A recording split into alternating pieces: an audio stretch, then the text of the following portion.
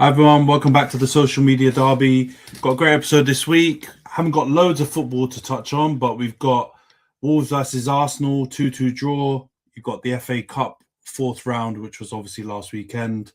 No United games to cover, so me and Nash are completely neutral on this one. But before we get into the app, for those watching on YouTube, please subscribe to the channel, like the video, leave a comment and share if you can.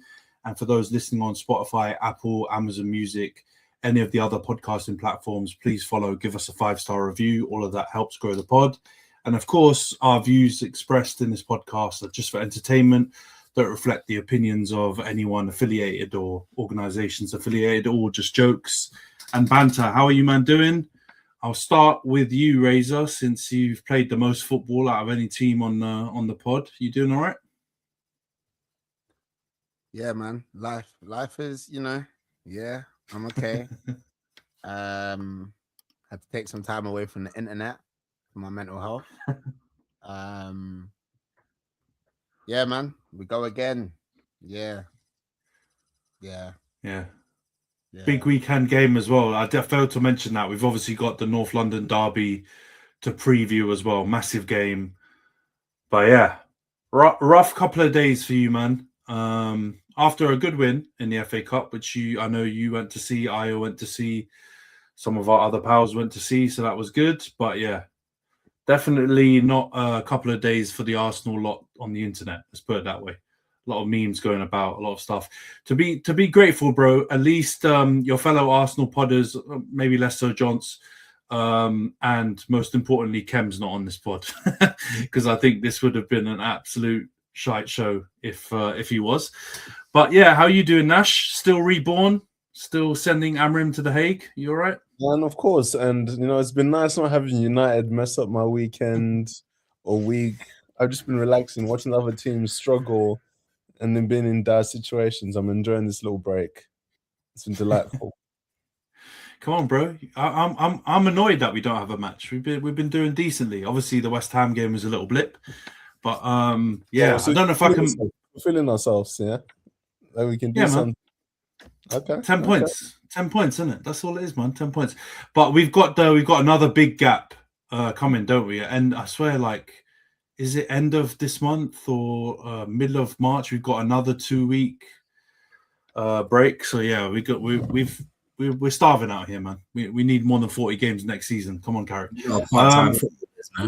We're basically in it. We're a semi-pro, isn't it? Yeah, the fans. Exactly. You know, when they talk about the FA Cup and you got people playing against like the Vanarama teams and the people that are part-time plumbers, I feel like United fans are part-time fans this season, man.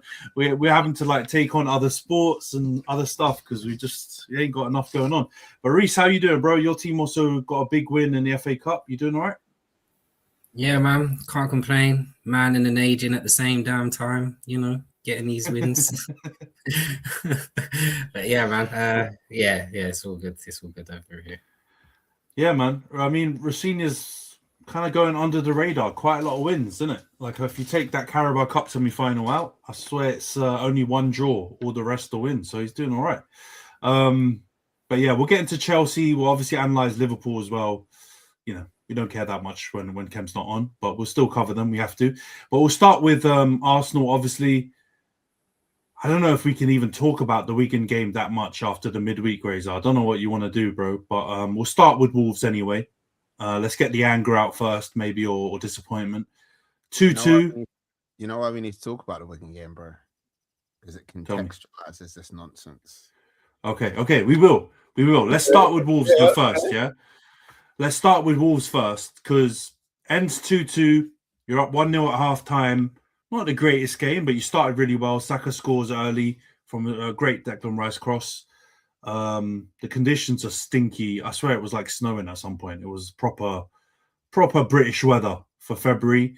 Second half, you take the lead. Well, you extend the lead 2-0. It was Hincapié, right, who gets his first goal for Arsenal. And then I don't know what happened, man. You tell me. But it ended up 2-2. So what happened in that game? And give me your analysis, man. How many minutes are we meant to wait before we say bad words? You can go for it, man. We're clear now, I think. Yeah. It was visceral. It was runny. It stank. Yeah, we shut the bed. I don't know. I don't know what happened. It's just it looked like panic. That's what it looked like to me, and it looked like I've been accused of being like, the manager, like, yeah, well, like, what do you want the manager to do? But like, that was literally another one of them examples when I'm like, okay, what do people want tactically within the squad that we've got? How much of that is up to our management and our tactics, and how much of that is up to the players on the field executing basic things? And I think you can make decisions and arguments and about the substitutions and how we approach the game. But what I don't think you can pin on the management or the tactics or the setup or the lineup is being 2-1 up against like the bottom of the league side and not being able to just fucking shield the ball in the corner, like pass the ball around the back four, just keep possession for 4 minutes. You leave with 3 points. I'd like it. People have been talking about mentality. People have been talking about the but I think it's that maturity as well. And I don't even think that's about age. Like, I think we were proper immature in the last like 15, 20 minutes of that game. First goal, Weldy. But how many Weldies need to get slapped against us this season before we start putting midfielders and like later round midfielders and fullback? Like, I don't know what to say in it because I feel like football is a relatively simple game. I don't feel like it was anything complicated that we did badly. Like, we just did a bunch of very basic stuff really poorly, and it doesn't make sense because we're meant to be challenging for the title. Like, we're meant to be like the best team in the league, the best team in Europe, this, that, and the third. Like, the fuck was that? Like, it was whatless. It was lost. And yeah, they need to sort it out, to be honest. Otherwise, it's not looking good, man. It's not looking good. Yeah. I mean, I think we've had episodes, yeah, where you and Johns have gone back and forth with Io, for example, about maybe slightly disappointing results, like the Forest draw, the Liverpool draw, obviously losing to us at Emirates and stuff, which are understandable to be upset. But even in those games, like, I think there were shoots of still hope, and just like it wasn't something I thought to be super concerned about if I was an Arsenal fan. This game, though, I don't know, man. It wasn't good. Like you said, the last 15 minutes in particular, you had it in your hands. And it wasn't like Wolves were like raining down on you with loads and loads of chances, but you just like lost control of the game. And then, I mean, the benefits of that kind of game where it goes back and forth is hopefully you're going to have some chances, or you're going to have some half chances or some counters or whatever, where you can actually potentially make it 3-1. And I don't know, man.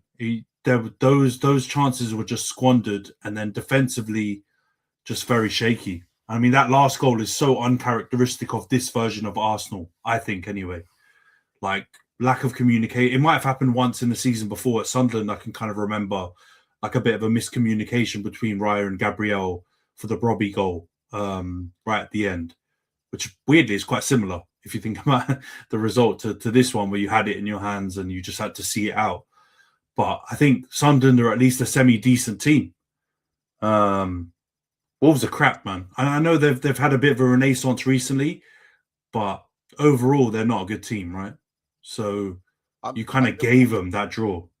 I give Wolves credit in the sense that, like, what's his name? Silver Fox brother. Edwards. Yeah, he's got him playing like with a bit of belief and a bit of spirit, and like they know they're going down, but they're playing for the fans in the stadium. They're like trying to foster a sense of belief. I feel like he's trying to foster a kind of attitude there, which will probably get them back in the Prem quite quickly. But yeah, in terms of Arsenal going there, you can say it was snowing. I heard people talking about the weather, people talk about wind speed. talking about Thursday night, this, that, and the fucking third. I don't give a fuck. It's just fucking poverty. I was gonna say it's poor, but it's poverty. It's below the breadline. It claims all kinds of benefits. It's disgusting. Yeah, I'm trying to not jump on the crash out carriage bandwagon and become one of them man who's like, the league's done. The league's fucking done. I got 15 minutes worth of Arsenal fan voice notes. That's just talking about weak mentality, this, that, and the third. And like, do you know what? It's like I agree, but I'm trying to not be I'm trying to not catastrophize the situation in the sense that like there should be a turning point and there should be somebody like kind of grabbing the situation within the team, within the dressing room, and being like, what the fuck are we doing? Like, are you lot dumb? Like, pattern up. Like, we need to start holding each other accountable and just like, I don't even know what to say in it because it's not like it's simple things. Do you know what I mean? Like, that game was lost on not doing a bunch of simple things that they're all capable of doing. So I hear it when people talk about players being leggy, players being tired, like which players get substituted on. That's why me and like Io and Johnny spend a lot of time going back and forth in the group chat and on the pod, innit? Because I'm gonna be real, I said in the group chat, people were saying that Gyökeres is a Eastern European builder wearing True Religion jeans and Timberland boots, but at the end of the day, we're conceding less goals when he's on the field. We're looking less likely to like soak up bare pressure when he's on the field. I'm not saying that he's necessarily all of that, but it's true. I would say a similar thing like when we've had Eze on the pitch, not really been doing anything. And the player FC guys don't come to the podcast when their players that they've begged to play and stink up the gaff. And I'm #noticing. Do you know what I'm saying? Like it's a very frustrating state of affairs. But you know what? We got Arsenal, Tottenham, North London derby. Next game, got a perfect opportunity to like turn things around. And we're still in control of the situation. Or like more, that's not true. What's more true is that our destiny's in our own hands, innit? We still got to play City. Do you know what I mean? So we need to stop fucking dropping points. And we need to start acting like we want to win the league. Because otherwise, I'm going to crash out. Then there's going to be the one unified crash out between the three of you if it doesn't happen, man. I think it's the one time you man are going to see eye to eye for the most part. But now I hear you. It's weird. I saw some stats around Gyökeres being on the pitch and the impact it has when it's not pertaining to him scoring or assisting or doing something on that end. The team shape stuff, the solidity, less conceded goals. We had a stat with Ugarte, which was pretty similar, where basically every time he touched a pitch, we lost or we dropped points. Like we were in winning positions, and every time he came on, we either drew or lost. So I hear it. There's definitely some credence to that. But I mean, I don't think he had a great. While I did big him up on the last pod for having a pretty good game in the previous fixture. Without scoring or anything against Brentford, I thought he was pretty good. In this one, I don't think he had the opportunity to do much, man, when he was on the pitch. The rest of your team didn't look great. I mean, Zubimendi, I thought, didn't look great in that game. He wasn't getting the ball and controlling it. And it's weird. He's a weird player. Because I'm going to throw this to you, Nash. Like, we obviously played Sociedad last season, and I wasn't a massive fan of what I saw when we played against them, but obviously they're a weaker team, right, than Arsenal. But what I knew of him was that he was a bit more of a controller. But what we've seen since he's joined Arsenal was a bit more like third man runs, goals, like more attacking stuff. Yeah, he's a lot more. You're a bit surprised. Yeah, that's not his game at all. He's more deep line playmaker. So I don't know if that's Arteta just, I don't want to say using him wrong or trying to, or maybe misprofiling him. He just hasn't played in a way that's foreign to him and his abilities. So yeah, it's not looking like it's working out at the moment for them. Yeah, it's weird. It's weird, and you would think with Rhys in the team as well, he's a bit more naturally going to be that kind of box crashing up and down. He's got the engine type of midfielder, and Zubimendi would suit just sitting. But from what I've seen of him, a lot of his best moments, which have been a lot of, have been like him scoring or attacking. And this is the perfect game, I think, in the last 20 minutes when you can tell your team's not playing that well. If that's a skill that you have, just get on the ball, man. I think that's something that when they had Jorginho, bro. Do you remember when Jorginho came in? I know he wasn't the greatest player ever, but I remember him. Exactly. They would bring him on late in the game when they needed to control and calm things down, keep the tempo down, and just like see it out. And I would have thought Zubimendi would be good for that, but doesn't look like it's happening. What did you make of the game generally? Do you think Arsenal fans got a worry now? You know, so I know it's a 4-point. I think the biggest 5-point red lead. flag is when the manager of Wolves came on and said, after we scored the first goal, we knew we had them. We knew we could get something from this game. We could see in their faces. I was like, yo, this is meant to be That's the crazy. Arsenal. And opposed managers, not even top flight managers, like bottom of the barrel managers saying, yeah, I could see in their eyes. We could snatch the heart out of their chest, bro. That's not a good sign, man. It's not a good look at all. And just a few weeks ago, Gabriel was a mentality monster. And now look at him crumbling under the pressure. Bro, I don't know what's going on. Yeah, it was weird. I mean, I think I know you mentioned Razor earlier about the long shots and stuff like that, but Johnson's going to be flipping out when he watches this back. But that first goal, I also think Rhys' positioning is weird, man, because it kind of looped over him. Just went through him. Like, I mean, he dived and it was a good strike, but it kind of looped, and I don't know. I was just a bit surprised that it went in. Maybe I'm being a bit harsh, but yeah, I don't know. I thought he could have done better in terms of positioning, but you know, I'm pretty harsh on goalies. But the second goal is definitely he needs to say my bad for, because we mentioned it on the group chat. I mean, Rhys, I don't know. I'll bring you in, bro. What do you make of that second Wolves goal? Do you think it's a Raya mistake? Gabriel should get out the way? Like a bit of both? What do you think? Oh God. I think if Raya's gonna come for that, he's got to call for it early. And because it's a straight miscommunication more than anything.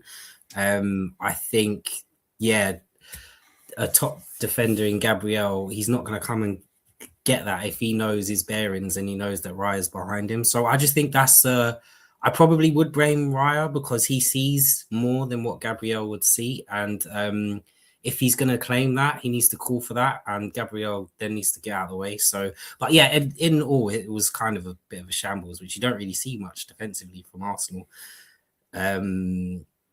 Too much. So I think, yeah, they just have to kind of charge it to the game. I think the pressure, I guess, the pressure is what you make it, isn't it? Because you can listen to the media and everyone else sort of piling it on, but in reality, it's still in Arsenal's hands, and they have to go play City. It's away, isn't it? I mean, it's a big ask, but there's still games you can win. And the thing I think Arsenal have, what City don't, is City right now are playing games and they're playing in chaos. Like they'll win, but they'll also concede, and they also do look sloppy. So I just don't think City have found that consistency yet, which I think might benefit Arsenal, because it's like Arsenal have given them opportunity to, I mean, don't get me wrong, the gap is a lot shorter now, but Arsenal have given them opportunity to sort of catch them and maybe go ahead, and they still haven't. So if I was Arsenal, yeah, it's one of them things where if you ain't been in it, you don't really know. But you have to just keep playing, like just keep, like, don't lose your heads, focus on the next game. North London derby, I tell you what, if you don't win that one, then I think the pressure might start to show. But I think you're still in the driving seat.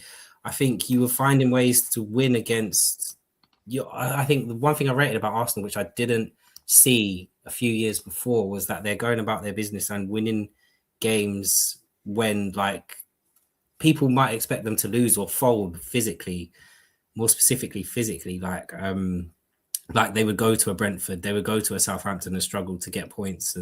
But whereas they're turning up on these teams, and they might not be playing pretty football, but they're physically dominating teams. So I think Arsenal just need to keep focused. I think they need to sort of bank on City's lack of consistency. And they also better hope that the points gap doesn't close before the Carabao Cup final, because then that's even more pressure. So, yeah, I don't think Arsenal... I think they just need to just keep their heads. Now's not the time for panic. I think Arteta will probably say that to them. He's like, don't lose your heads. Like, I mean, they should have been out of sight against Wolves in the first half. Like, they should have been at least 3, like, up, or maybe 2, because obviously they scored the third. But yeah, they definitely should have been out of sight in the first half, and I think that's something they'll kick themselves for. But yeah, you go again, man. The Molyneux's not for everyone. We understand. Yeah, I mean, I agree with everything you said, man. But the only thing I would say, and this is in agreement with what Rhys said earlier, like you still, if you win all your games, you still win the league, right? So from that perspective, nothing's changed. The only difference is now, if City win all their games, they win the league. So like before, it was just in your hands, and City had to make up a gap somewhere along the lines. And the way things have gone now, you've kind of given them also some say in where it goes, right? Because I think most City fans that I've seen, you know, there's not loads that I know, but you know, the ones that I do, you know, follow and see their content, have basically said they were hoping to get you man to the Etihad and, you know, be within, I don't know, 4, 5, 6 points or something like that, and they would feel like they've got a shot.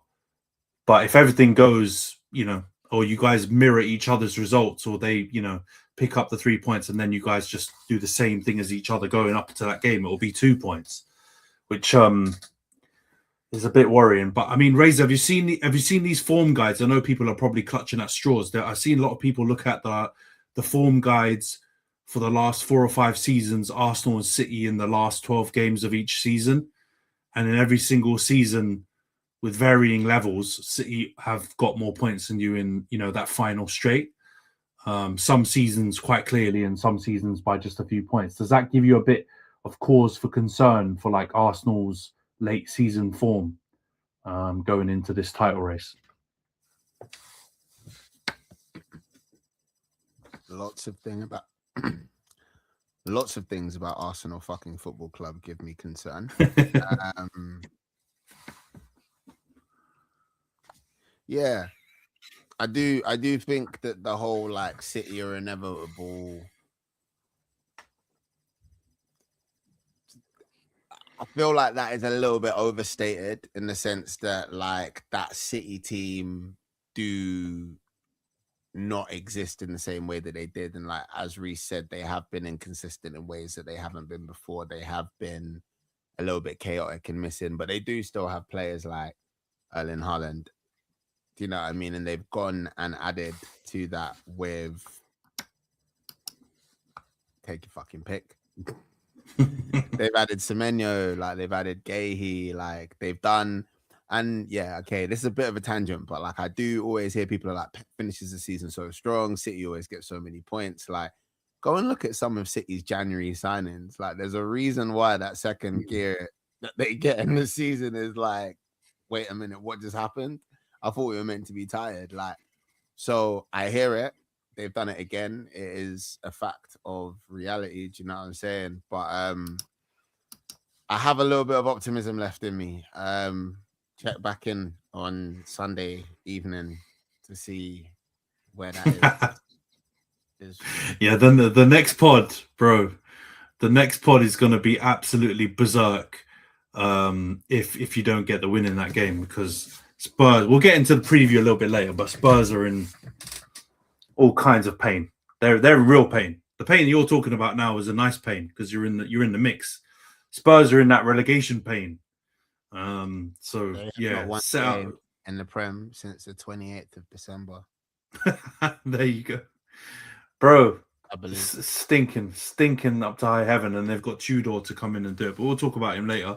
Nash, I'm gonna go around and ask everyone a bit of an informal question. But I'll start with you, bro. who's winning the league now after these recent developments? Do you think it's still Arsenal favourites, or do you think City now have to be favourites now that they can win it if they just win every game until the end of the season? My mind says City, but my heart is still with Arsenal. I need Arsenal to come through. Okay, but choose, bro, between the two, man. We can't get you. But City. all right, you think City? All right, Rhys, what are you saying for this one? Do you think Arsenal have still got it in the bag, or do you think City now are going to win it? No, I don't want to say in the bag now because everyone was saying it was in the bag like for the past however many months. Ever since I heard "Let it all work out" for Eze walking out of the fucking Emirates. So I don't want to say it's in the bag, but I just can't see past City's inconsistency. It's just something about them this season. Like, have they? I'm just trying to think of like a strong run of games that they've been on where they've just picked up wins. I just that's the only kind of thing that leans me towards Arsenal. I think it will be an unbearable day for football Twitter when we do see that. But yeah, I'm still going to stay Arsenal. I'm going to say Arsenal. I'm just going to bank on City's lack of consistency. But I could. Yeah. Razor, what do you say, man? You said you still got hope. Do you still think it's going to happen?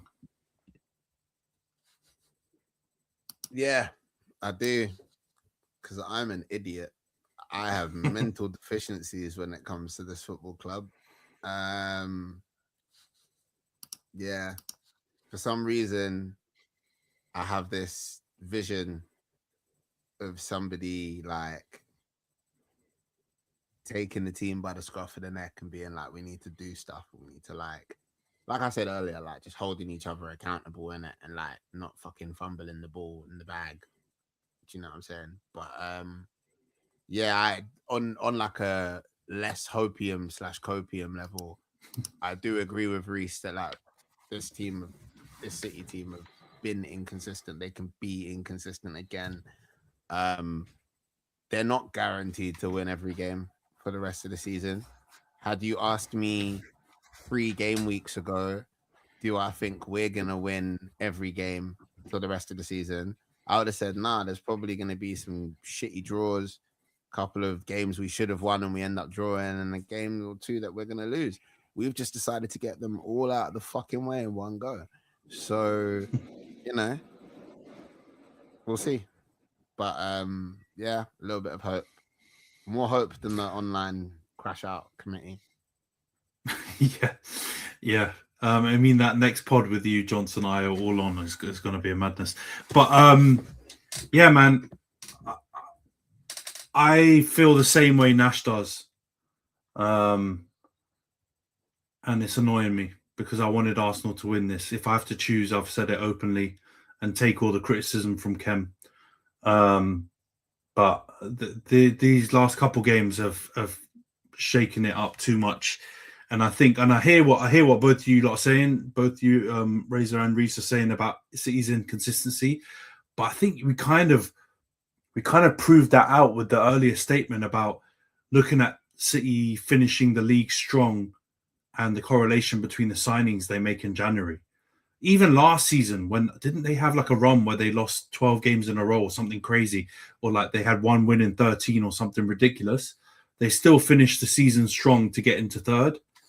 And I think that Liverpool result where they won and Arsenal's shaky form happening at the same time, I think now City are going to go on and win this league, unfortunately. So yeah, I guess we're 2-2 when it comes to predicting this bit. Before we move past Arsenal, obviously Arsenal also won 4-0 in the FA Cup against Wigan. 4 goals in the first, 29 minutes or something ridiculous. Yeah, Razor, quick wrap up. Happy with that? Through to the next round. Big win. You guys got to see it in the stadium. I guess obviously that was before this Wolves result, but happy with the performance? Yeah, as happy as you can be. Like it's Wigan Athletic, I think should be slapping them 4-0. I think a potentially concerning thing was that it sounds greedy, how greedy, but 4-0 in the first half. Didn't really look too much like threatening their goal that much during the second half. And I understand, like maybe like taking the pressure off, but like I think we should still have that cutthroat approach to playing those games, especially when you go up a level, we seem to have a struggle with killing off games against opposition that we also feel comfortable against. I know there's a big gap between Wolves and Wigan, for example, and there's an intergalactic gap between Wigan and Brentford. Do you know what I'm saying? But we use the word a lot. It's a mentality thing. It's like, are you killers? Like, bloody hate saying it, but like, sometimes you hear these results and it's like, oh, what, City slapped X team in the Champions League or XY team in the early stages of a cup, like 8-1, 9-0, this, that, and the other. Like, where is your bloodlust? Destroy them, obliterate them. But yeah, no, it was a nice day. Excuse me. Big up the Wigan Athletic fans as well in the stadium. The away fans were great. They took quite a good ticket allocation, filled it out, sang like the whole game, even when they were 4-0 down. And that's what like the cup's about, do you know what I mean? So yeah, it was a really nice day. Got to see Eza do some stuff. And then I had to listen to certain absent people, so I won't call them out their name, chat shit about how he's the answer to all of our problems because he can split the Wigan Athletic defense. I love the player, bro, but we have to be real about what we're seeing, man. We have to be real. He's been stinky, man. Whose fault is it? As well. Who are we going to blame for that? I think he's been struggling to adjust, and that's fine. If we're making 101 excuses for Tesco and we're making 155 excuses for worst behavior, like we can make a couple of excuses for Eza. I do think he gets less because he's grown and he played in the Prem, but like you can have grace. I have grace for him, but I can't deal with everyone talking like he's going to save our season and poor mean Mikel Arteta is not letting him play. He's not going to get any confidence if he doesn't let him play. He's playing at one of the biggest fucking football clubs in the world, bro. You have to earn the right to get on the pitch. All of them. Same thing with, Gyökeres is a plumber. All right, Jesus comes on. He gets knocked over every 5 seconds. He's got his hands up in the air like this. What are we doing? Yeah.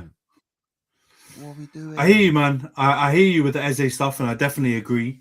I think there's a fine line between grace, man, and obviously you don't have to. Not every player hits the ground running. Whether they come from outside the league or whether they come from a lower club to a bigger club, it can take some time. I think it is that point you made about we can't. You lot can't act like he's the savior when he hasn't proven yet that he's done saviorish things. So if he comes on the pitch and doesn't play that well or is a bit anonymous, like you can't act that suddenly he's the solution to other players playing badly as well. Because unfortunately, when he's been on the pitch, he hasn't proved that yet, barring a few performances where he was really, really good. So, yeah, it was rough, man. But 4-0, at least you're through. You're away to Mansfield Town in the 5th round. So, yeah, hopefully that's another game where you guys can rotate a little bit. And, as they get more minutes and players that other Arsenal fans on the pod want to see, will hopefully play a bit more. But let's move on to Chelsea then. 4-0 win at Hull. Pedro Neto gets a hat-trick. Liam Delap gets a hat-trick of assists. Like a weird situation where he didn't score and put the ball over the line properly, and then there's obviously no VAR to check it and anything like that, and it was just a weird situation. But yeah, end up with a comfy 4-0 win. Rhys, what did you make of it? I'm assuming you kind of expected to get a win in the game, considering Hull are obviously in the Championship, but what did you make of it? And you happy with Delap's performance? Yeah, man. Made it seem pretty routine. From what I can remember, Hull wasn't really in the game that much, so that was a plus because we always have problems with like when we in the early games. I think we played Lincoln in the Carabao Cup. In the first 10-20 minutes, they made it look so shaky. based on the atmosphere and the team we was up against. So yeah, we made easy work of it, man. I was impressed, to as impressed as you can be with the lower league team. I mean, Delap, yeah, he did well. Obviously, I don't know if you saw. There was a moment which pretty much sums up Delap. Like, he is a bit of a simpleton. So the whole goalkeeper's kicked the ball and it's hit him and it's bounced off the post and he's thought it's a goal. So he's ran to the ball, stopped, looked at the ref and then taken a shot. I think that was just sort of summed up the Liam Delap that we're getting right now. But yeah, no, props to him. He was in the game. Got his assists. Special shout out to Mamadou Sarr as well. I don't know if from Strasbourg, another one we've just plucked out of. I think the fee was like 12 million. He's probably worth about 40, but that's money laundering on the next level. I'm not going to get into that. But yeah, he looks quite solid. I think he's still like 20. Went to AFCON with Senegal. So it was probably part of all the madness. So yeah, no, I think props to Rafinha. But yeah, it was a routine win. I was kind of expecting it. I'm more pleased that we didn't make a meal of the whole game. And then yeah, also props to the players that came in, except Garnacho. I can't lie, I don't know how long I could watch him for anymore. Nash, love it. Brother, I told you about this, Don. Is there space in the Hague? Can I send him to? There's room in this boat for everyone. First class ticket. Oh my god! Watching him against championship fullbacks is painful. You ain't got it, bro. You ain't got it. I'm starting to learn that. I just think his 1v1s are like, he's not really a 1v1 winger. But yeah, man, I think he definitely needs more work. Obviously, maybe next year he might find himself at Strasbourg, get some first team experience. You know what I mean? I'm starting to like the idea of funneling players through Strasbourg to get rid of them out of my club. In all, yeah, it was just routine from us. We need to just carry on, get the win at Burnley, and then on to that's when the real tough fixtures start. So I think we'll see. Yeah, man. It was I think it was You saying Clear Lake in, Rhys? You like him? Hell no. Bring me the Cronkies. Wow. Never. We're not doing this, man. We're not doing the owner draft. But no, it was a good win. Rotation players came in. I hear you about Garnacho, man, but you know, no returns, no refunds. It's done. There was obviously that. I wouldn't be shocked, man. I know he sent it. I'm not about the Arsenal specifically part, but he's obviously been linked already with leaving at the end of the season. I could see Chelsea flipping him again. I don't know who it will be man. Like I don't know if you've watched, but the last few games he hasn't been a starter. Right, he hasn't fancied him or Gittins out on the left. So I think it says a lot about the two of them and the quality.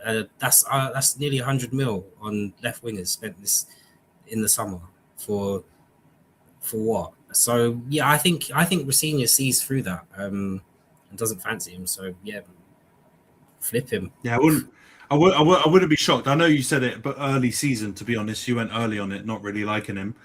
But yeah, God, he's he actually, Nash, you can jump in on this one, bro. Obviously, being a United fan before, when he was at our team, like he actually looked better when he was 18 and he came into the team than he does now. Like, he looked hungry when he started, man. He looked willing to learn and willing to adapt his game. Now he's set in his ways. He doesn't want to change. He's feeling himself too much. And I don't understand where he came. That is it, man. It's like he came in, and I just feel like also the 1v1 stuff that Rhys was just talking about. When he first came in, I'm not saying he was flipping Neymar or anything like that, right? He wasn't. And furthest thing from that. But he could beat a fullback. And he could at least... he had a something. Yeah, and in, running off the back of the last defender, we had lots of opportunities with him where he was really good on the counter. Like, he obviously wasn't the finished product, but he was able to tuck goals away on a regular basis. But I can't lie, every time he gets the ball now, I hear what Rhys is saying. If I was a Chelsea fan watching that, I'd just turn off the TV because you just don't feel like he's going to do anything. So yeah, and I did read some stuff saying that he was kind of a bit fed up that he's not been a first team starter, and that he was kind of under the impression that he was going to be a first team starter at Chelsea when he signed. He's not going to be a first team player, not at Chelsea, not the way he's playing now. Like, there's no way, whether it's Rosinha or Maresca or whoever it was. So if he starts throwing his toys out the pram, that's the only thing you need to start worrying about, Rhys, because he'll start leaking stuff to journos and he'll start causing drama like he was at United, man. And your club's enough of a basket case club that you don't need that stuff from him. So yeah, man. I think it's a perfect example of that, because obviously everyone's doing this data model. It just shows that there's a lot more to it than, because if he's got a passing accuracy of like 90%, I'm telling you, all he does is turn around and pass it to the guy next to him. Like, he doesn't, like, his shooting, he probably just shoots for no reason and just ends up as a goal. Anyway, but yeah, like, that's just a perfect example of how bad data can be when you're not analyzing the player himself. But and it's all context based because he's an impact sub. That's when his best performances are, when he's running down the wing fullback who's been gassed for 80 minutes. But to start him in the game is just diabolical, bro. You're never gonna get anything out of him. But I think Rhys, though, it's also these owners get weird about, like, for example, he scored quite a few goals against Chelsea in some of our fixtures in the last couple of seasons, right? I remember that 4-3 you won in the last minute with Cole Palmer. I swear Garnacho scored 2 goals in that game. And I think there's a couple of other games where he scored a couple against you. And I think these owners, like, they're going to look at that game, or they'll look at a few games in isolation and be like, that guy in United's team scored 2 against us. He might be available. Let's get him. And I think we've had like a couple of, I think, wasn't it Minamoto for, I think it was.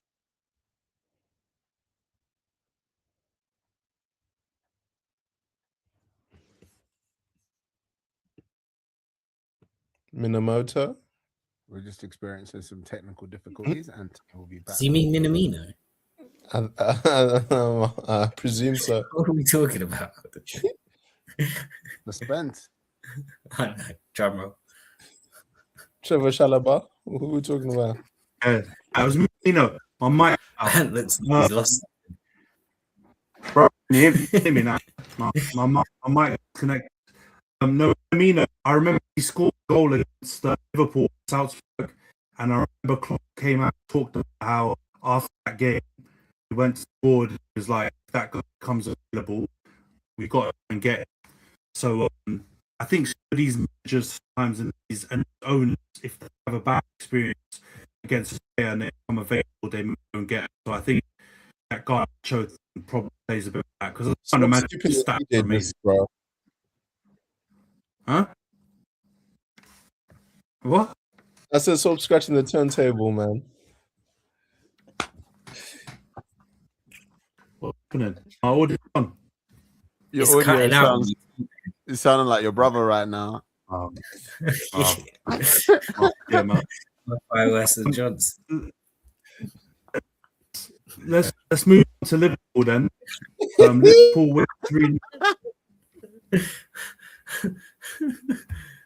And him. It just keeps cutting out. Wait, 1 second. We could pre-record this content and it would be more polished, but would it be this fun? That is this gives us character. I love this. You mind hearing now? Better. No, you're cutting in and out, bro. You're going ooh, ooh, ooh, ooh, ooh, ooh. That's how let's make it. Right. But now, let's move on to Liverpool.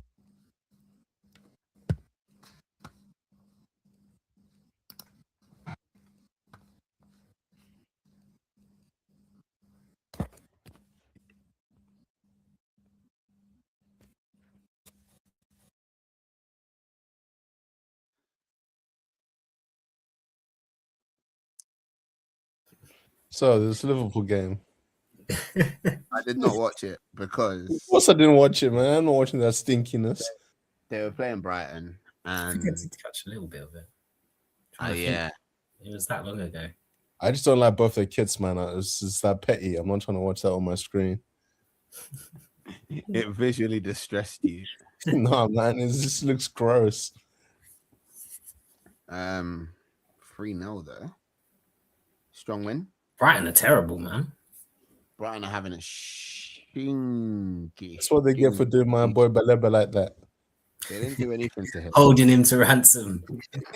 Fam, he goes to AFCON, starts balling out again. As soon as he gets back to England, bro, he looks like he's forgot his left foot from his right. Do you know what I did want to ask about Garnacho? Yeah, go on. I'm afforded the opportunity to do. It was that you man said that he looked better when he was 18 and breaking into the team, and obviously you feel like he lost it. How much of his space jamming do you think is down to the emotional and psychological distress that he experienced at the hands of Manchester United Football Club? I think because his idol left, bro. He was behaving himself when Ronaldo was there, and then as soon as he cut, it all went to shit. And I think it's also one of those ones where you promote a youngster in your team because you have no one else to play, not because they're actually good enough. We've done it so many times, like Makeda, early Danny Welbeck. While ended up being a valuable team player, he was never like a top tier youth player. And Adnan Enzai, another guy who, was he good for us because he was good, or is that's all we could play at the time? So it depends how you predicted Garnacho's actual footballing ability was. I think it's just his hit ceiling. Well, I hope he managed to 21. That's fine, bro. The fuck? That's a mid-table player right there, man. He hasn't got elite traits in any of the categories. He is what he is. Do you reckon we can flog him to Arsenal? Do you reckon we'll be able to flog him to Arsenal? That could be. Arteta's kind of right. Arteta needs as a right winger. I can see it. Even though he plays on the left, but yeah. Count your days, Martinelli. Count your days. Shut up. You're all moving mad right now. Martinelli would start for both of your teams. On the left, Whoa,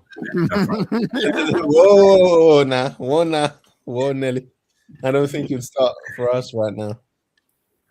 Who's on your left-hand side? Cunha, depending on how he feels. Wow.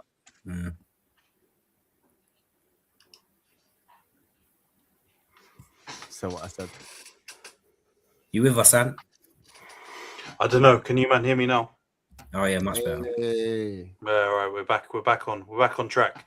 Apologies for the technical difficulties. Yeah, let's move on to Liverpool because I just jumped in. You still talk about Garnacho and he doesn't deserve this. He's shit, man.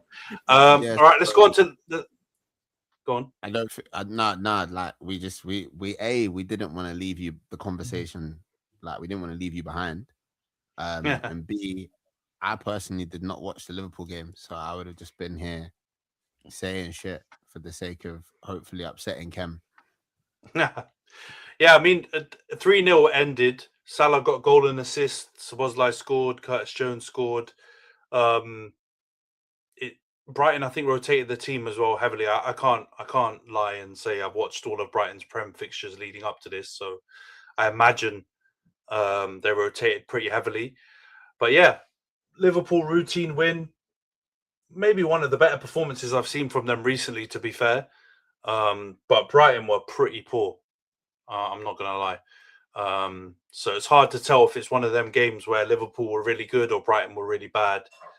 But Mo Salah at least looked like a player again. Like he was taking on the fullback. I mean, he obviously flopped and dived for the penalty, but is what it is. He had a pretty good performance otherwise. So yeah, man, is what it is. They're into the next round.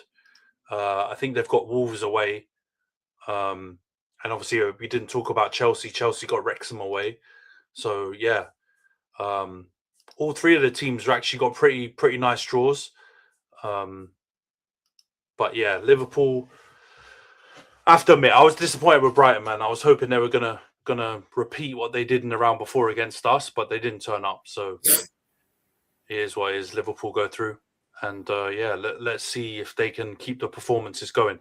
The weird thing is, right, with this, normally I would say I want Liverpool to lose because that would piss Kem off, but because he's got the Arnie slot out thing, I think actually winning is better.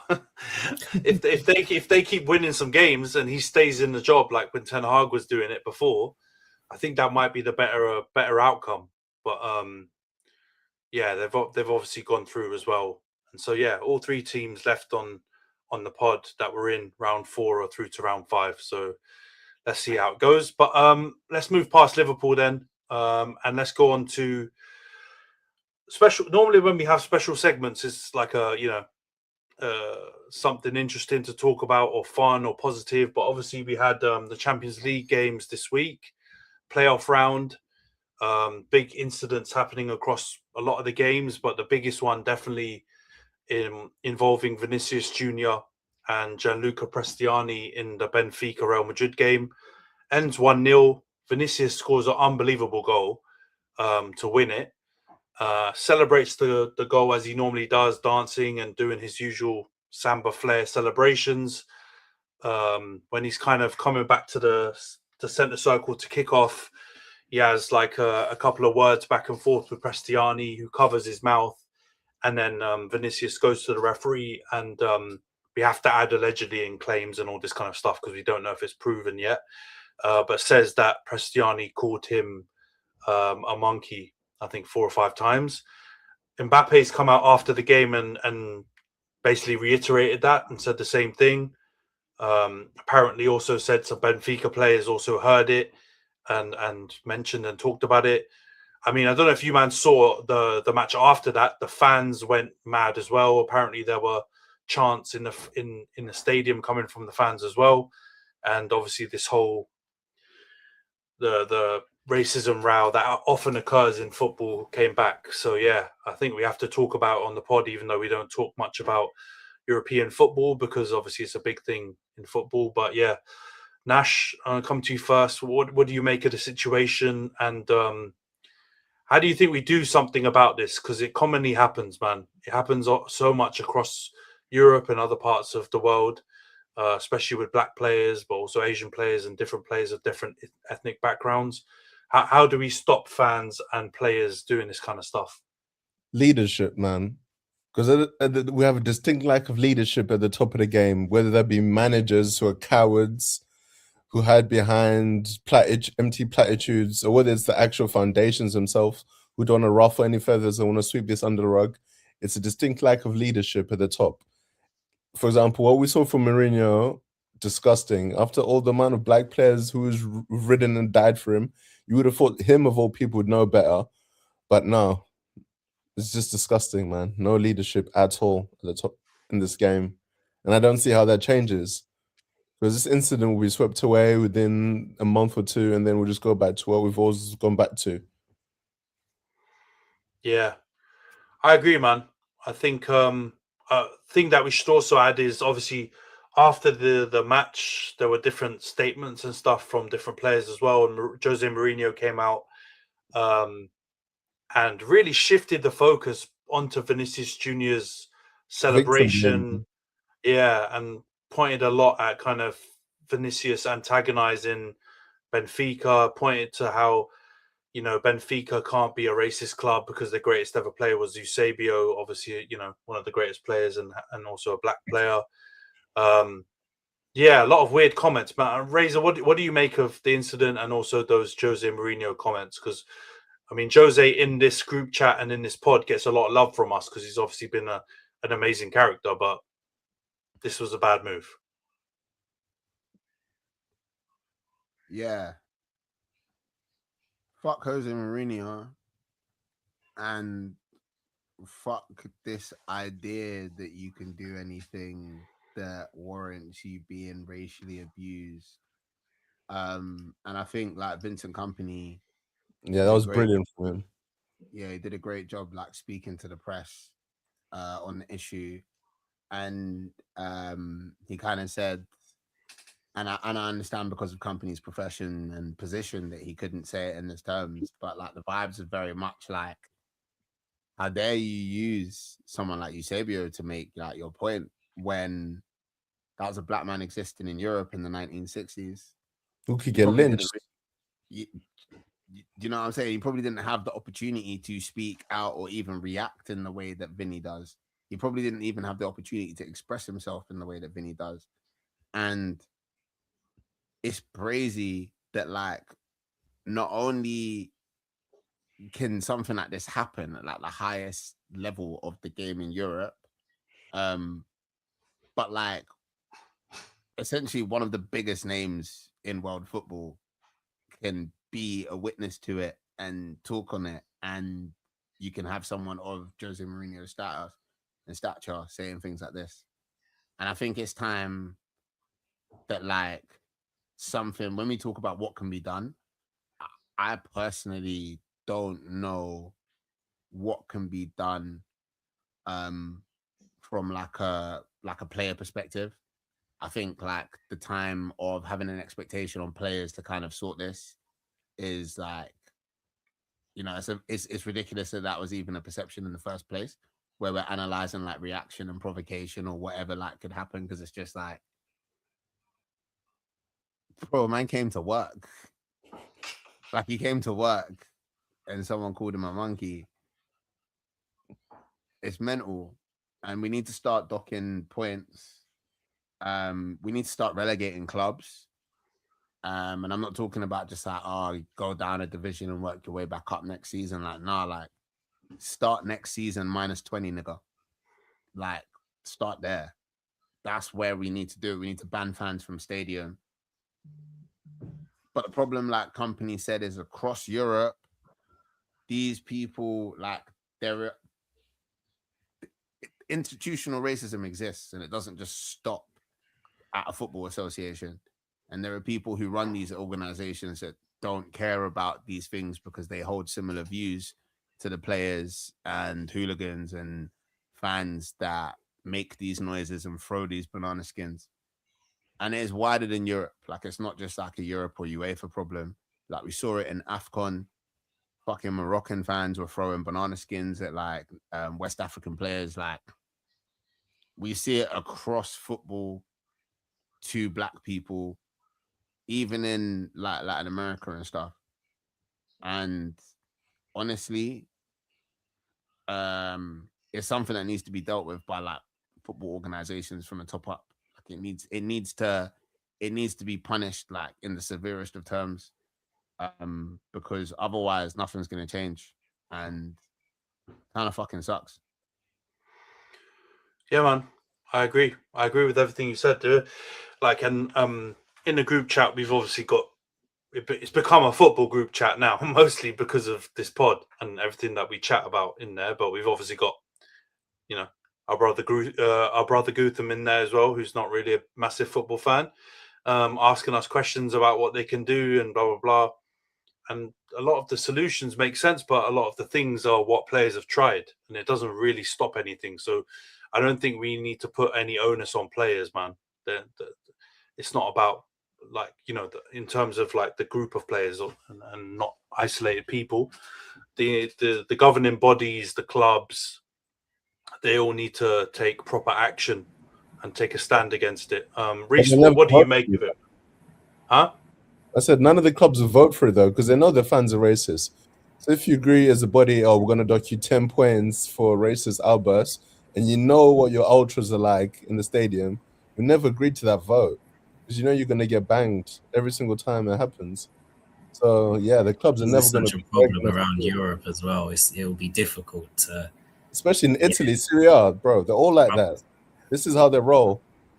But one thing I will say, go on, sorry. what a shocking bit of damage control that was by Benfica. I don't know if you saw the tweet they put out. Yeah, I've seen some of their tweets. Yeah, it's crazy. There's just no way to justify it. And Ray says, like, we're at a point where we don't know really what to do with this. Punch him in his mouth. Literally, like, go up to him and punch him in his throat. Like, because that's the only way these lot are going to listen. They're going to be like, "Rah, why did he get punched in his mouth?"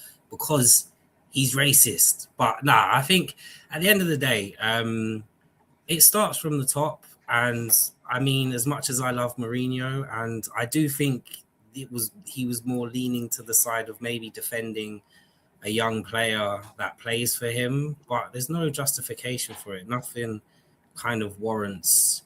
And it's the way man did it as well when he lifted his top up. You could see there was something, because you don't do that. Like, if you want to call someone a prick, you're just going to call them a prick. But if you've got something to say where lips are going to be read, then it's just so obvious, and it doesn't sort of paint them in a good light at all. The way Benfica tried to justify it, the way Mourinho, and he's probably responsible for about 90% of the African following at Chelsea because of the players he brought in. But there's no justification whatsoever for like, how many times do you see players celebrating in front of away fans? Like, Kai Havertz does it all the time. I hate him, wanker. But I don't mean I'll be racist. Like, so yeah, I just think it starts. The governing bodies, they do seem useless. But the clubs, from a hierarchy perspective, I think they've shown how useless they can be as well. So who knows where to go? It just seems like straight violence. I just think it's the only way to solve it now. Just punch him in his mouth. Just send him on his way. But we're smiling even though it's a serious issue. But to be honest, that might be the only way. Like, radical action, just big boots to everyone. Anyone who says anything racist, clotheslines, big boots, just go wild. Start Diego Maradona kicking people in the chin and going nuts. And then if that happens enough, the federations and the leagues can't be suspending whole teams like consistently. Then it starts to become something. But even then, that's like tongue in cheek. Let's be real. Some people react angrily in some situations like that, right? But some people also don't react in that way. Some people, can obviously be hurt by it and not necessarily be on straight violence. And it's about protecting them and making them feel comfortable to play and not have to face that kind of stuff. So I don't know, man. It's a mad one. What Nash said is probably the disgusting truth as to why the governing bodies can't do something about it, because they've got their councils and unions where all the clubs are together, and very few of the owners will probably be willing to put their neck on the line and be like, we agree, we'll vote for that, because they probably do know that a large proportion of their fan base, I'm not going to say they're all racist and go that far, but they know that there's a propensity for them to let their, I don't know, true selves or feelings about certain things come out at the football, and they won't want to take that risk with their club. But unfortunately, they're going to have to do that for us to eradicate the problem. Otherwise, it's just going to be like Thierry Henry said it on CBS. It's going to be a kick it out, lip service. Everyone's just pretending around the issue and not actually trying to get rid of it. Do you think? For the record, I was smiling because the mandem on this podcast know very well how I believe in dealing with this issue. But the last time I spoke about how I believe dealing with this issue on the podcast, we had to drop bare allegedlys, and there was an episode that disappeared. I'm not sure if it was that one. Anyway, no, that was something else. I digress, but yeah, I wholeheartedly agree. I will get us banned from YouTube if I say how I feel like the best way to deal with this issue is. But yeah, I think it's past the point of something that you can educate out, or like that stickers and the special pre-match tifo can change. And I think, like John E, I think it was said in the group chat, like, you need to start with super severe punishments. Like, okay, cool, you're gonna go through all of these lengths to try and eradicate this, that, and the third. Cool. But then to hide yourself and like try and make it harder to like sort of investigate it, cool. But if you're found guilty of this, if we find out that you did this, you don't play football ever again. Anywhere. And that's the kind of approach that we need to take. And that's something that maybe the clubs will be and the organizations can be more on board with, because at the end of the day, like, that's you messing up your own career, bro. Like, we're not going to get like affected financially by it. They'll be down, bro. Look at how they deal with other scenarios outside of this. Sorry to cut, bro, but look at the scenarios outside of this, yeah? So if someone like a player on our team gets investigated or found guilty of doing something else totally against the law, the club will drop him like he's hot ASAP, Rocky. Get him out of here. No qualms. They don't give a shit. They're mad probably in the background being like, we lost this big asset, whatever, but they'll drop them. So I agree with you. If you're found to do something, or even if you lift your shirt over your mouth to even cover it so that you can do something shaky, ban. 8-match ban, 10-match ban, season ban, lifelong ban, whatever. If you run on a pitch to celebrate as a fan with someone on the pitch, I swear it's lifetime bans they give out to some people, or in a lot of teams, they give up lifetime bans. So they can act super severe on bare things, man, lots of things, but they're choosing not to be super severe on these things. And I don't know what all the reasons are, some of the things that Nash said, whatever, but they can easily do that. They've proven they're able to do that. And if maybe they're isolated, like you said, Razor, and just a player, if they do any of that shady business, or if they're found guilty, lifetime bans, then that player has to deal with it. And the clubs, I'm sure they'll be happy to sign them on the dotted line to agree to that, because they will have no kickback and the club is protected, and it will just be the player that gets done over. If you, I think, put it in a Chelsea context, when Mutu got found guilty of the drug stuff, they dropped him ASAP. There was no problems. Chelsea dropped him. And all our clubs will do that. So I think that could work, bro. But whether they do it or not, I don't know. It's either that or we start redacted. Yeah. Big boots. Yeah, and we'll end it with the allegedly, because we don't know, but I'm sorry.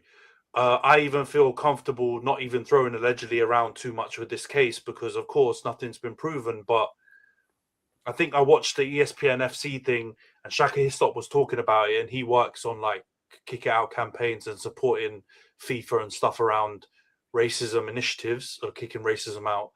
And he was like, it's got all the hallmarks of a racist situation happening on the pitch.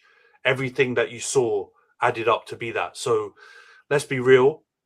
Whatever was said wasn't just like, to Rhys's very eloquently point, earlier, he didn't just call him like a prick or another swear word. It was obvious something bad was said, because why would you go through that? So yeah, man. Prestiani. We know how the man from that side of the world do. We know what the man from that side of the world do. Yeah, I mean, we may need to throw some allegedlys on that, but I agree with you too as well, bro, because there's too much precedent. I mean, there was it Chilavert, that post that Kem shared in the group chat? It was out defending Prestiani, and I think he also defended Enzo Fernandez for the song stuff, and it's just like, if it was a genuine thing where, like Razor's point was, it was ignorance and a person didn't know, I'm sorry, they wouldn't just come out, deny, argue, fight back all the time. And this is what makes it even worse and compounds it. And yeah, that the company quotes were class, because he also talked about, Jose takes a lot of credit for bringing a lot of some of the best African players to Chelsea. I mean, if he really cared, and I loved Jose before this, but this was disgraceful for me. If he really cared, he wouldn't have said what he said. He was just trying to protect his player, and he threw everything out. So, yeah, man, crazy times. For that, obviously, I hope Real Madrid now go through, and Vinicius dunks on him at the Bernabeu. Yeah, and yeah, Mourinho's gonna have to come out and say something, or maybe he should just shut up and not say anymore, because company was 100% right. But All right, let's move on from this and go on to the predictions for the weekend's games. Before we get into it, prediction league updates. There is no update because we all fucked it when it came to the Wolves and Arsenal game. Every one of us went for Arsenal to win. Obviously, it was a draw. So we are as we are. So Rhys is still top, 89 points, 15 correct scores. Kem is second, 88 points and 15 correct scores. Johns is third, 87 points and 13 correct scores. Io is fourth, 79 points and 10 correct scores. Razor is fifth, 79 points as well with 9 correct scores. I'm in sixth with 77 points and 7 correct scores. And Nash, you told me not to announce where you are anymore, so I will not. 65 points and 10 correct scores. Chelsea versus Burnley. I think it's the 3 p.m. We haven't got an early kickoff. So we'll start with you, Rhys. You're still top. What's your prediction for this game, Chelsea versus Burnley? I went... sorry, I'm just going to check. I went 3-0. I think it was because I got a bit gassed when I was listening to the radio earlier, and they said because we can see goals. So I was going to throw a 3-1, but they were like, well, Burnley are very poor at scoring, so I kind of got misled by that. So I'm hoping it comes through. It's trying to be a bit different, but yeah, 3-0 Chelsea. Come on. Yeah, I was a bit surprised. I'm not going to lie, because I know you guys have been on a spree, but I swear Burnley won their last Prem game and they were 2-0 down against Palace and they won 3-2. So, yeah, I don't know, man. You'll probably smash them after. They got knocked out of the FA Cup, so it might give me a bit of hope. Okay. All right, fair enough. Kem's gone 2-0 Chelsea. Johnson's also gone 2-0 Chelsea. Io's gone 3-1 Chelsea. Razor, what's your prediction in this one? Chelsea-Burnley. I've also gone 3-1 Chelsea. I don't know if I believe in Chelsea. Keep it a clean sheet. Yeah, I hear you, man. They definitely concede quite a few goals. And I don't know, man. I've got a feeling Burnley are going to score. But yeah, I went 2-1 Chelsea. Nash, what's your prediction in this one? The Make-A-Wish manager continues evolution to ask a favor manager. Chelsea 2-0. All right, the one-liners are back. I love it. 2-0. All right, Rhys, City versus Newcastle. Are you there, bro? What's your prediction in this one? City, Newcastle. Sorry, just checking. It wouldn't be an episode. It wouldn't be an episode with the Rhys pause, not one of the Io or me pauses, but yeah, just the literal pause. All right, 2-1. Kem's gone 3-1 Man City. Johnson's gone 1-1 draw. Io has gone 2-2 draw. Razor, what's your prediction in this one? I considered a draw, you know. I don't know if the Arsenal boys are doing what I did a couple of weeks ago, which is hopium. I've gone 2-1 City. I've gone City 2, Newcastle 1. Yeah, I mean Newcastle had a crazy game in the Champions League. I know they're playing Karabag, but I swear they won like 6-1 or something crazy, and Gordon got 4 goals or something in the first half. So they're a weird team. I hear you. 2-1. I've gone 3-1 Man City. Yeah, Semenyo's looking good. Gahey's looking good. Haaland scoring again. Yeah, long day. I think City are going to win 3-1. Nash, what's your prediction in this one? I'm not giving City too much credit, so I'm going 1-0 City. Yeah. That feels like a result that may happen, man. Now, every time Nash has one, that he either gets spot on or is super close. It sounds outlandish, but it gets it on the money. All right, Forest versus Liverpool. Rhys, what's your prediction in this one? 1-1. Yeah. All right, 1-1. Forest got a new manager as well, Vitor Pereira. And they won Thursday as well. They won 3-0 against Fenerbahce. Yeah, they did. They battered them. Yeah. All right. 1-1. Kem's gone. Yeah. I'm thinking about it now. I'm trying to see what I put. Yeah, Kem's gone 2-1 Liverpool. Johnson's gone 1-1 draw as well. Io's gone 2-1 Liverpool. Razor, what's your prediction in this one? I have gone 2-1 Liverpool. All right, 2-1 Liverpool. All right, thank God. I went 2-1 Forest. So yeah, I'm going new manager bounce. Come on, Vitor Pereira. You know, we got to keep Liverpool honest, man. They can't pick up some steam and start winning. All right, Nash, what's your prediction this one? Liverpool, Forest. Yeah, I'm keeping it honest, but not too honest. 1-1 Forest Liverpool. You're keeping it honest but realistic. I hear it. All right, 1-1. All right, crap. So yeah, I'm either gonna look like a mug again, or it's gonna be a stroke of genius. You know, we pray. All right, Spurs Arsenal. Rhys, big game of the weekend. North London derby. You can give us a bit more analysis with it or prediction or with it. What's your prediction for it? 2-1. Arsenal. Oh. Sorry. Man's grabbing a munch and 2-1 Arsenal. All right. But no, I was just going to say 2-1. I think this is the game Arsenal bounce back. But yeah, I'll just leave it there because, yeah. All right. Bounce back for Arsenal 2-1. Kem's gone 2-1 Arsenal as well. Johnson's also gone 2-1 Arsenal. Io's also gone 2-1 Arsenal. Razor, what's your prediction in this one? 3-1 to the Arsenal. Because Tottenham fucking suck. And I will... Okay. Odegaard fits. You sure you want to go with that result? Finish the predictions. I got stuff to say about Odegaard, man. I got stuff to say about Odegaard. I'm not going to lie. I got stuff to say about Odegaard. In terms of going forward, does Odegaard, is he exciting? Is he doing the thing? Is it dynamic? Absolutely no. Stinky. It's been stinking. In terms of the scrambles that we've seen at certain points this season where we look like we've lost control of the... Let me put it this way. Let me not go on too much. Odegaard was playing, yeah, at certain points in certain games. You would have won them. There is no one. There's no one better to just dribble into the corner of the pitch and hold the ball. He will dribble in circles on his own, bro. He will win fouls and make everyone slow down and calm down, and they will listen because he is the captain. I'm not saying he solves all of the issues that I've seen from Arsenal, but the issue that bothered me the most recently, I don't think is an Odegaard issue. A little bit of patience, a little bit of calm, a little bit of composure, a little bit of control. Do you get what I'm saying? Yeah, I actually do agree with that as well. And I actually think in the Wolves game, you know, you didn't need someone threading the needle. You need someone to just get on the ball and calm it down. And it may have worked. I have a suspicion this guy, and apologies, Arteta out 2026 if you're not, but this is giving me IO burner account vibes, man. I was just gonna say,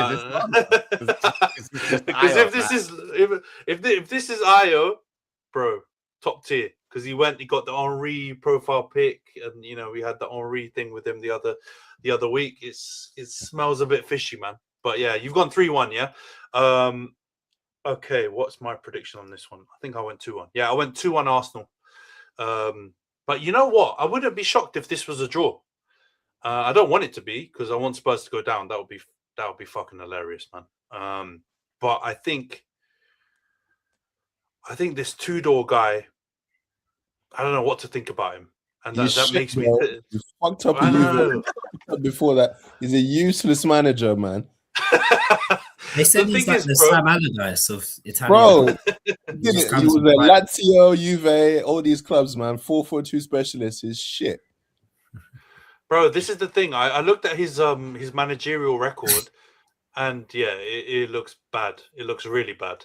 But at the same time, he has like loads of interim spells, and that initial part when he comes in, he gets a team playing a bit better. So that's the only thing that makes me go, oh, is he gonna maybe throw a spanner in the works? And has it come at a bad time for Arsenal? But then I thought, nah, Tottenham are shit, man. So I still think Arsenal are going to get the win. So I've gone 2-1 Arsenal, but I wouldn't be shocked because, Croatian Allardyce. I don't know if that's a good matchup for Arsenal. All right, Nash, what's your prediction in this one? And I know I just insulted him a lot. But you know what? The heights of the century, the collapse of the century, Arsenal losing 2-0 to the Spurs. Oh my God. What a lead up, and man's gone 2-0 Spurs. All right. Yeah, bro. That's crazy. Crazy. I wish him Crazy, fortune. crazy. Yeah, that's a crazy shout. All right, Rhys, last game of the weekend. United back on Mondays. Fucking hell, I hate playing on Mondays, man. Everton United. What's your prediction, Rhys? We've had a few Monday games. Yeah, too many, man. Too many. Yeah. Because they don't want to ruin our weekends, bro. No, so we're playing 40 games this season. Sounds to make it look like a midweek game. Gonna go. I went 2-2. United are away, didn't they? Aren't they? Yeah, and Sunday Hall Dickinson. Yeah. Did Everton take the points last time? Yeah. Don't act like you forgot, man. Don't act like you forgot. I'm just trying to refresh my memory because I remember Dewsbury Hall, Chelsea legend, Europa Conference. Go. He binged one. He binged one. Yeah. That was the two. They're the two players punching or slapping each other up. Got sent off, and we still lost at home. So does that jog your memory? That jogs your memory. Yeah. I definitely forgot about the fight though. But yeah, no, 2-2. I think. Everton are cool. Everton are good. But United won't go there to be the same stinky United they have been. Under Amorim. Yeah. Thank you. Give Carrick some prop, man. Come on, bro. Yeah. All right. Kem's gone 1-0 Everton. What a scumbag. Johns has gone 2-1 United. I was also gone 2-1 United. Razor, what's your prediction in this one? I believe I have also gone 2-1 United because I think Carrick is at the wheel, and without the massive amounts of pressure that you guys get from potentially making my man have to get a haircut, you're probably going to coast on through. Oh, man. You know what's jokes as well? We've done 1 hour and 22 minutes. This is the first part where we talked about United. That's how bad we are. We took 1 hour 20 plus for us to have a reason to talk about United because we don't have games. All right, you've gone 2-1. I've gone 3-1 United. Probably some hopium in there. But Everton are better away and their run at home hasn't been the greatest. So I'm just hoping we'll go there. I do think Carrick's going to have to change the lineup though. And I'll come to you in a minute, Nash, and ask your opinion on this. But Sesko's got to start, and we've got to shuffle the pack a bit because he's been going with the same lineup apart from the Dorgu injury, which is the only time he's changed something. And I think there was evidence in that West Ham game where if a team sits back a bit more, we can't go with the same lineup. So I think he's got to bring Sesko on. We've got to cross the ball a bit more. And, I'm hoping he will make that change, and then we'll get the W. So I've gone 3-1. Nash, what's your prediction in this one? I'm going the same as you, man. 3-1. I'm sort of riding the train, but this lineup business, he needs to switch up, man. I'm starting to get worried about his starting lineup and use of the squad, but we'll see. 3-1 United. Yeah, I agree with you, man. Quickly before we wrap it up, just because we got to try and get some United airtime when we don't have a reason. Carrick's now become the favorite for the job. What do you make of it, Nash? You behind that? Do you think it will be the right decision now after 5 games of Carrick? Like my Muslim brothers, man, I don't believe in gambling and these odds, bro. These are just lies. Who's going to be the favorite if he loses the next 2 games, man? I'm looking for a serious manager. I don't need this business. I want someone like Nagelsmann. That's who I got my eye on. I need someone with fresh ideas. I like what Carrick's doing, but I don't know if he's got enough variety and ingenuity in his game. How many of Sir Alex's team is due to get the job? That's what I'm saying, bro. We've had gigs. If I see that United blazer the way on match days again, I'm tired, man. I'm tired of seeing the United blazer. You lot are just trying to bring back the band. Like, come on, man. When Rooney's next up, bro, watch. He's gonna be our next interim, bro. I would love that. I would. Wayne Rooney's killed himself when it comes to this, bro. No. Those man, no chance. Roy Keane won't while Sir Alex is still roaming the hallways. Like a man smell. Haunting though. Now, man, the thing is, I like Nagelsmann, by the way, on that shout. But the one thing is, he's going to have to retire his skateboard because you can't be fucking riding your skateboard into training and Old Trafford every week. If I see my manager with like jack-ups, wearing fucking loafers, riding his skateboard into the stadium. After 3-0 loss to City, bro, my head would be hot. Can I play the devil's advocate? You don't like the jack-ups and the skateboard because it's sneaky. How did the Monclizzy manager work out for you? You know what? That was the same thing. He was too swaggy. We need a regular manager in. What happened to the suit-wearing manager? No, I'm tired of the suit-wearing manager, man. It seems too performative, bro. That era, I was like, where did you do your coaching badges, bro? You don't need to wear a suit and tie. Fuck off.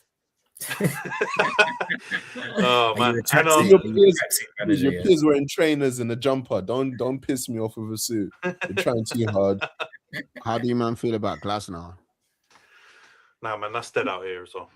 Does he wear a suit or does he just wear like the long trench coat, crew neck jumper thing? I think. Yeah. Nah, I'm sure he's got the Wenger coat as well. I'm sure he's. I don't know, man. He's the quarter zip, isn't he? I swear he's got like a quarter zip, like the puffer quarter zip thing. Which I don't know. I can work with that. I can work with a quarter zip. Yeah, but I don't know. No, bro.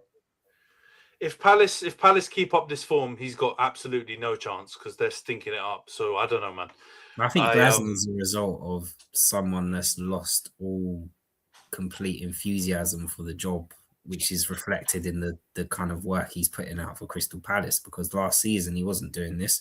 But I think all the fuckery that's gone on before with the board flogging like all his players, you can see it in his press conference. I think he turned around and was like, oh yeah, it's been difficult because we haven't replaced the players we've sold, and then the ones we brought in, we haven't been able to integrate them. He's just taking shots at the board. So you just think with Glasner, I think if he gets with a board that can give him what he needs, then I think he could do the job to the best of his ability. But if you make him unhappy, then it's not a good look, is it? I'll tell you his only problem is this Thomas Frank situation, bro. That's fucked up his chances of getting the big job. Because Thomas Frank was the one who was meant to be like, oh, Glasner and Frank, if these guys were at serious clubs, they could do something. And the implosion of Frank has really fucked it up for Glasner, I think. But that's not Thomas Frank's fault. Spurs. I know, but it's a copycat league, man. They say, yo, they did it with this man. We can't do it. They're good coaches, though. I still rate yourself. Yeah. We're not. I don't know why you brought that up, Nash, man. You and Thomas Frank, man. Every time on the pod, derailing it for Frank, bro. And I like Frank, but brother, come on, relax the ball with this bullshit about Frank. But the only thing I would say is the Glasner. He's a good manager, but. And what you said is probably true, Rhys. Like, I do back him. I think he'll be good at a good club that has an infrastructure. But I'm not, don't have an infrastructure, bro. Bro, this is the thing. Don't make me wheel up the Wilcox stuff. I've been warned by Johnson, many people, that went too far in that. I'm not going back there again. But I'm telling you, exactly. We don't have the infrastructure. He'll be crashing out on Wilcox and Barada after 6 months if, when we buy him some weird players that he's not feeling. So I think we'll just screw up Glasner as well. So I don't know, man. It's going to be interesting. If Carrick keeps winning, they're going to give him the job, man. Bro, we know it's going to be Carrick. I just got a sinking feeling it's going to be Carrick. They may have already decided, yeah. Do you think it's... I was going to say, do you think it's a step back if you appoint Carrick rather than a manager that's not known to the club and has that relationship like that? The relationship is what's bringing me down, because when he says, oh, United DNA, if I hear United DNA one more time, bro, from these coaches, I'm going to lose it. United DNA. I hit. What are you doing, man? The thing is, I hear you, but it becomes one of them things where if he keeps winning, I don't care, man. I just want my team to win and be playing good football.